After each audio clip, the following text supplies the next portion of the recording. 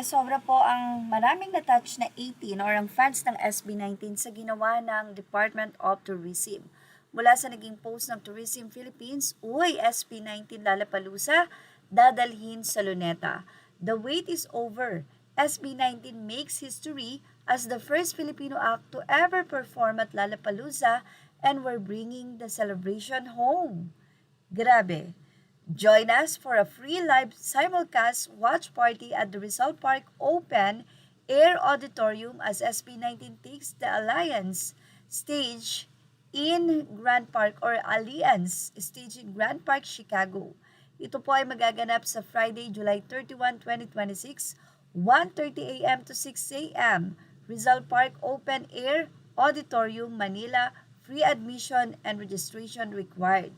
Come early.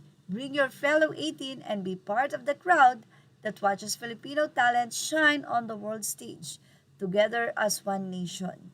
Mukhang wala na pong usapan ito. Hindi na po ito kasama sa naging usapan pa ng SB19 at ng DOT. Pero dahil mahal ng Department of Tourism, ang Mahalima at ang mga fans at ang mga Pinoy, kaya naman ang Lollapalooza ay dadalhin nga po nila sa Luneta. Ang magandang balita na ito ng DOT or ng Tourism Philippines ay updated lamang 57 minutes ago kung saan ay nagkaroon kagad ito ng 5,000 reactions at napakarami na nga pong komento. Siyempre, nandyan po ang mga 18. Siyempre, free admission po ito kaya naman first come first serve. Sa mga nais po na manood, magandang agad-agad ay magpunta na doon para magpa-register dahil for sure ito po ay mapupuno. Pero sa lawak naman din po ng Luneta, dito makikita ang matinding suporta ng 18. At sobra po ang naging komento ng mga fans dito, atin lang pong basahin ng ilan. Sabi nila, papasok sa work ng walang tulog talaga. Parang mas masaya. Nag-file na po ng wellness leave, hihihi. Ang lakas ng 18 sa yon, Ninang, DOT, hahaha. Ang bilis namang mag-decide, pinag-uusapan pa lang kahapon na. So say pa ng ilang 18 ay kudos nga daw sa social media team nyo, magaling. Up to what time may jogging, san tayo after?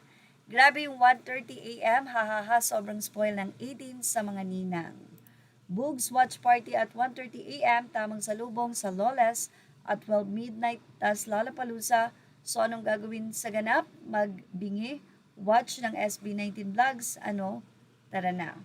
So, yan po ang pakakaabangan dahil sunod-sunod po yan after nga po ng Lollapalooza ay sunod-sunod na rin po ang event ng SB19. So, pakatutukan po ang ating update. Images are all credit to the rightful owners. Thank you for watching. Showbiz Now.